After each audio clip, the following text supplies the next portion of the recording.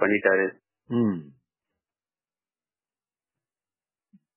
இல்ல எப்படியும் அதுல உங்க ஃப்ரெண்டுடைய கன்சென்டோட பண்ணாப்புல தானே அவரு காட்டிப்பாரு. ஃப்ரெண்டு இதுல இன்வால்வ் பண்ணல. ஃப்ரெண்டு இல்லாத நேரத்துல தான் நான் எடுத்தேன் நீங்க சொல்றீங்க. இல்ல அவர் அட்வொகேட்டுடைய ஸ்டாண்ட் அப்படிதானே எடுத்திருப்பாருன்னு நினைக்கிறேன்.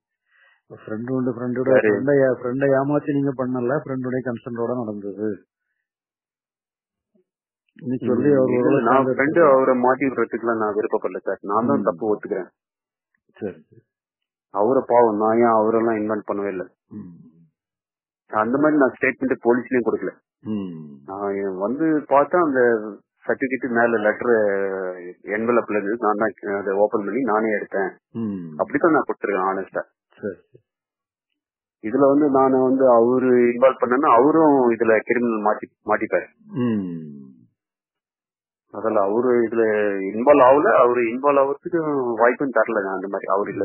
இதுதான் நடந்த ஃபேக்ட். அவர் இல்லாத போது இப்ப நீங்க உங்ககிட்ட உங்களை குற்றம் சாட்டி இது பண்ணான்னு சொல்லி சொன்னா நீங்க உங்க குற்றச்சாட்டுல தப்பிச்சுக்கிறதுக்காக நீங்க ஏதோ சொல்லிக்கிடலாம். ஏன்னா இப்ப இதுல நீங்க மனப்பூர்வமா ஏதோ தப்பு ஒத்துக்கிட்டீங்க.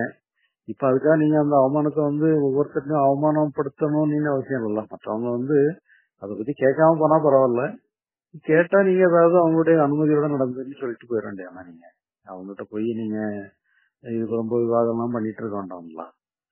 அதனால இல்லாத போது நம்ம சொல்றது அது இல்ல. இப்ப வேற என்ன செய்ய முடியும்? நீங்க இல்லன்னா நீங்க தைரியமா குற்றத்தை ஒத்துக்கிற அளவுக்கு தைரியம் அடைஞ்சிட வேண்டியதான். ஏதாவது ஒண்ணு பண்ணணும். ஒண்ணு அவன் குற்றத்தை ஒத்துக்கிடுறதுக்கு மற்றவங்க அதை பத்தி கேட்டானாலும் கூட தெரியாம பண்ணிட்டாங்கன்னு சொல்லி நீங்க மனப்பூர்வமா ஒத்துக்கிடுறதுக்கு தயாராகணும். இல்ல நீங்க அவங்களுக்கு ஏதாவது சமாதானம் சொல்லி இது பண்ணி நீங்க அதுல தப்பிச்சிடணும். ஏதாவது தானே பண்ண முடியும். பூர்ணமா நான் இந்த இதுல இருந்து வரணும்னா எப்படி எனக்கு அந்த குற்ற உணர்வு இல்லாம நான் வெளியே வரணும்னா அதாவது எப்படின்னா இப்ப நீங்க குற்ற உணர்வு நின்று சொல்லி சொன்னா குற்ற உணர்வு வச்சுக்கிடாம இருக்கிறது அவசியம். குற்ற உணர்வோட இருக்கணுங்கிறது அவசியமே இல்லைங்கிற முடிவுக்கு வாங்க முடியல.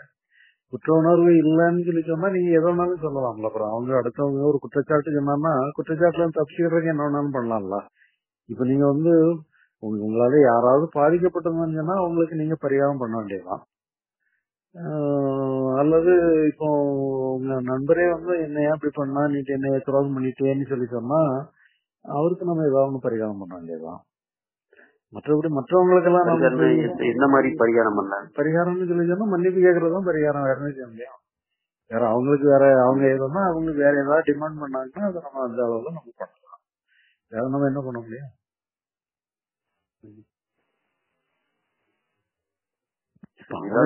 பாதிக்கப்பட்டதுன்னு சொல்லி பார்த்தா அவங்களதான் அந்த நண்பர் வேணாதானே பாதிக்கப்பட்டிருப்பாரு. இப்ப அவங்களுமே சொல்ல போனா அவங்களுமே அதுக்கு கவுண்டர் பண்ணி உங்களை பத்தி மற்றவங்களுக்கு எல்லாம் சொன்னதே அது உங்களுக்கு ஒரு பனிஷ்மெண்ட் கொடுத்த மாதிரி தானே அது. அதனால சரி, அது எல்லாம் முடிஞ்சு போச்சுன்னு எடுத்துக்க வேண்டியதுதான். நான் எத்தனையும் அவரை ரெக்யூஸ் பண்ணி கேட்டுக்கிட்டேன். இந்த மாதிரி தவறு பண்ணிட்டேன், இது நம்மளுக்குள்ள இருக்கட்டும், இதுக்கு என்ன இதாவதோ நான் இது பண்றேன் அப்படின்னு சொல்லிட்டு ஒரு சிலருக்கும் அவரே சொல்லிட்டாரு இந்த மாதிரி. என்கிட்ட சரி சரின்ட்டு அப்புறம் இந்த மாதிரி பண்ணிட்டாரு அப்படின்னு சொல்லி. ஆனா இது பண்ணது தப்பு தானே, யாருமே இது பண்றது. ஏதோ ஒரு வகையில உங்களை அவமானப்படுத்திட்டாருல. நீங்க பண்ணதுக்கு நீங்க ஒரு பண்ணது அதை பகிரங்கப்படுத்தி அவமானப்படுத்துறது உங்களுக்கு அதை கவுண்டர் பண்ற மாதிரி தானே. அவர் அதுல திருப்தி அடைஞ்சிட்டாருங்கன்னா அதுவே அதுக்கு பனிஷ்மெண்ட், உங்களுக்கு பனிஷ்மெண்ட் கொடுத்த மாதிரி எடுத்துக்க வேண்டியதுதான். இப்ப நீங்க அடுத்தவங்க உங்களை அவமானப்படுத்துறதுல தப்புறதுக்கு என்ன பண்ணணுங்கிறத யோசிக்கலாம். உங்களுக்கு கில்ட்டி ஃபீலிங் அவசியம் இல்லை. நம்ம நான் இப்போ எந்த கம்பெனியும் வேலை போகாம இருக்கேன். இப்ப நான் வேலைக்கு வந்தா கூட நான் எப்படி அங்க போய் ஃபேஸ் பண்றதுன்ட்டு நான் 2 வாரம் ஆச்சு. இது வரைக்கும் நான் வேலைக்கு போவே இல்லை. வேலைக்கு போனா எல்லாத்தையும் ஃபேஸ் பண்ணி ஆகணும். நம்மளுடைய எதிர்க்க ஒரு 10 பேர் இருப்பாங்க. அவங்க நான் டெய்லியில சாப்பிடுற ரூம்ல பாக்கணும், ஒர்க்கிங் பிளேஸ்ல பாக்கணும், ஷாப்பிங்ல பாக்கணும், கடையில பாக்கணும். இல்ல இப்போ அவங்களுக்கு இந்த மேட்டர் தெரிஞ்சதுக்கு காரணமே உங்க ஃப்ரெண்டு மூலமா தானே அந்த ஆட்களுக்கு எல்லாம் தெரியுது. இல்லைன்னா நீங்க மற்றபடி தெரியறதுக்கு வாய்ப்பு இல்லைல்ல.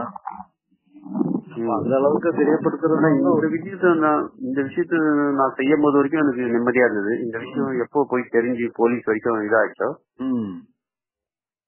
அது எனக்குள்ளேயே இருந்தாலும் பரவாயில்ல. ஆனா இந்த விஷயம் அவருக்கு தெரிஞ்சாலும் எனக்கு ரொம்ப இன்னும் அதிகமாயிடுச்சு. இப்போ ஏதோ நான் பண்ண ஒரு ப்ராப்ளம் என்ன போலீஸ்ல கேஸோ அது யாருக்கும் தெரியாம எனக்குள்ளேயே போயிடும்.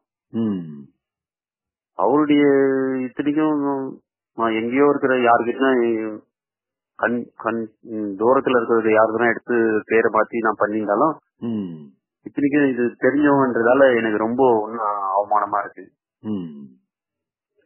சரி, இப்போ உங்கள்கிட்ட அதை விசாரிச்சு உங்களை அவமானப்படுத்தணும்னு சொல்லி விசாரிச்சாங்கன்னா அது நண்பரோட ஒத்துழைப்போட தான் நடந்ததுன்னு சொல்லி அவர்கிட்ட தப்பிக்க வேண்டியதுதான். தெரியாதவங்க உங்களுக்கு உங்களை சும்மா எட்டி பார்த்து இதை பத்தி தெரிஞ்சுக்கிட்டவங்களும் உங்களை மட்டும் எட்டி பார்த்தவங்ககிட்ட நீங்க ஒன்னும் பேசி பண்ணணும்னு அவசியம் இல்லை. மற்றபடி நீங்க கில்ட்டியா ஃபீல் பண்ணணும்னு அவசியமே இல்லை.